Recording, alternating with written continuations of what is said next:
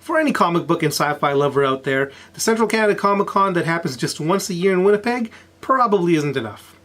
So what else is there to keep you tied over until that next full dose of sci-fi? Let me show you.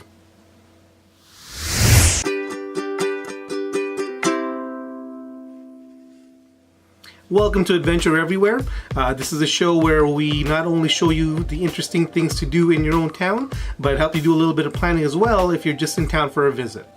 Today we're going to show you the Manitoba Comic Con.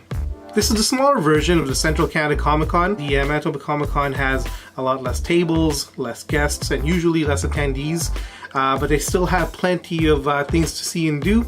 They have plenty of vendors where you can get your fix of memorabilia, be it video games, movies, and whatever else. Definitely the place to go if you're looking for that kind of stuff. This is probably not something that you're going to want to come into just for this one event, so I'm not going to go over to hotels or things like that. You can get your tickets online prior to showing up and get them at a discounted price, because when you show up at the door you're going to be paying a little bit more. Now they do offer a weekend pass because this is a 2-day event. It's Saturday and Sunday. If you want to see a specific lecture or a specific panel or anything like that, then you probably want to get the 2-day pass. So if there are different days, you're going to have to get in. You'll definitely save money by getting the 2-day pass. For me, I only did the 1-day thing. I went there on Sunday, and frankly I thought that was more than enough, because like I said, this is a much smaller scale, so I don't think 2 days is necessarily required to get the full experience out of it. Alright, so with that said, let's go ahead and take a look at the 2018 Manitoba Comic Con. The usual parking lot I use is just opposite of the RBC Convention Center to the southeast. This is paid parking, $6 max evenings and weekends. We got there early on a Sunday and there was plenty of free street parking.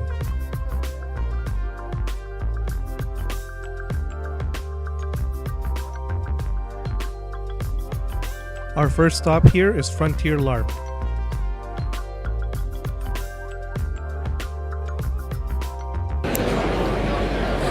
Alright, so I'm here at the booth for Frontier LARP. Sorry, what was your name again? Sharon Thiessen. Sharon, and you are, sir? I'm Doug Sibley. Doug and Sharon over here are going to tell us a little bit about what they do here. So what is it exactly that we're going to be doing? LARP is live action role playing.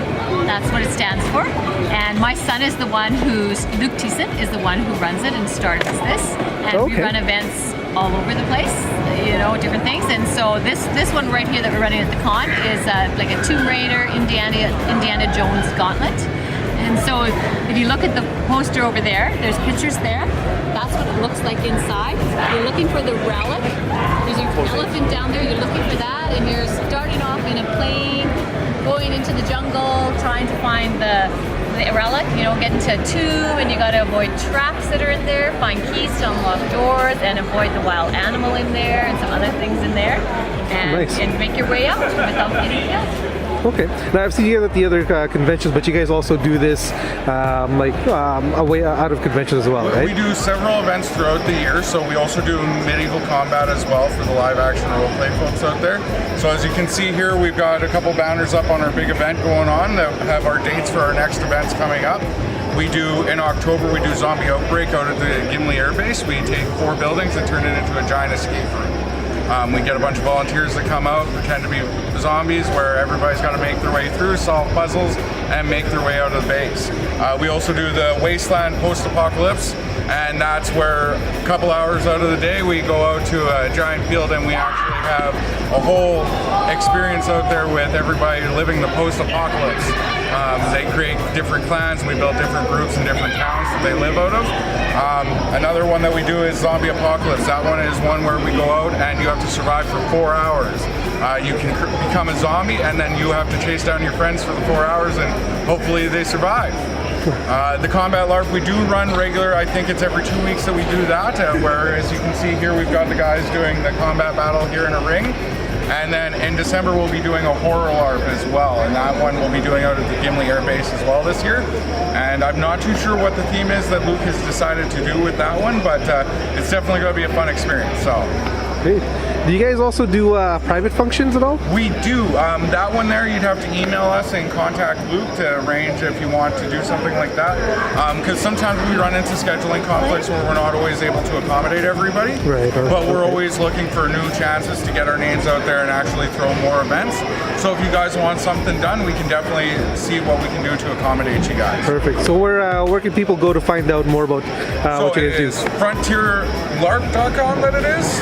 And you can also find us on Facebook as well. Great big page. We post everything that's going on. We post pictures of everybody that comes through all of our events. So you can definitely find us on there anytime. So awesome. All right. Well, we're going to sign up. And thank you guys for all the information. Yeah. Hope you guys have fun. Okay.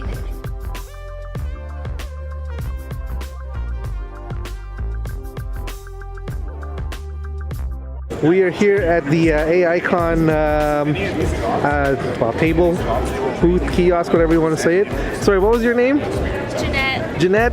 And somebody's... Like, comment, subscribe to this guy. Awesome. I love that. That's perfect. I don't even need to ask you guys. If there's somebody hiding behind the sign, so you know what? We'll keep her behind there if that's what she wants. So you guys are from AI-Kon, right? Yeah. When are you guys doing your actual convention? July 27 to 29. Cool. It's the biggest convention in Manitoba. Yeah. Do you guys already have like the program and all that set up? Because it's been a while since I checked the website. Not officially, but we're working on it, and it's going to be up soon on our website. Yeah. What kind of things can we expect from it? Is there anything you can tell us about? Everything and more. Everything and more. Yeah. Awesome. Yeah. You know what? AI-Kon is probably one of my favorite conventions, so I will definitely be there. Hopefully, see everybody else there as well. Thanks a lot, you guys. Bye.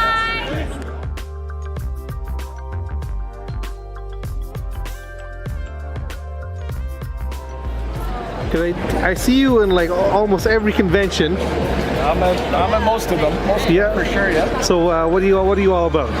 Well, I've been a vendor at these shows since about 1995.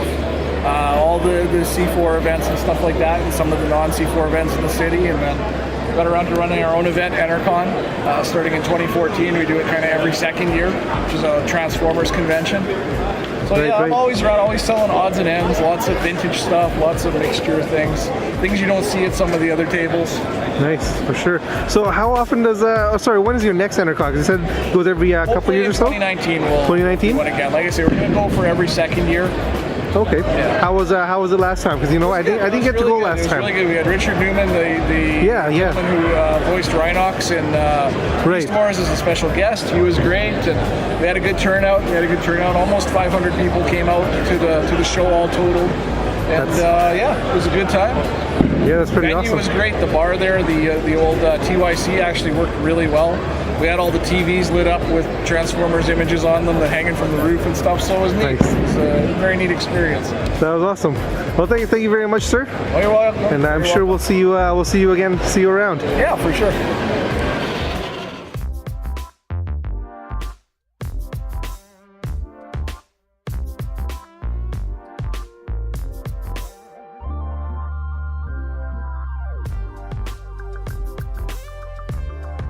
Yeah, we're actually based in Toronto, but we actually ship throughout Canada for only $8.99. If you hit $200 worth of product, it's free shipping anyway. So. Okay. Yeah, because you know what? Most of the stuff that most of the websites I see are from the US. Is there a lot in Canada, or is it just you guys? That's the worst. Honestly, shipping from the US, maybe I should say this first before addressing your actual question. Shipping to the US is actually dangerous in the sense that a lot of people think that they're getting cheaper prices from the US, but then they get dinged by duties and taxes when they bring you overseas. So a sword that they think is cheaper is not actually cheaper a lot of times. So there are a couple of sword companies in Canada, but we are actually the fastest growing sword company. That's awesome. And we also sell cosplay gears. We don't just sell swords, we sell masks, armor, costume accessories, sword care kits, sword care accessories, that sort of thing. So. Okay. What other Comic Cons do you guys go to around Canada? Around Canada? Oh man, we go to all the major ones. So we're actually going to Calgary Fan Expo in a couple weeks. We're actually going to Regina right after that, Ottawa Comic Con.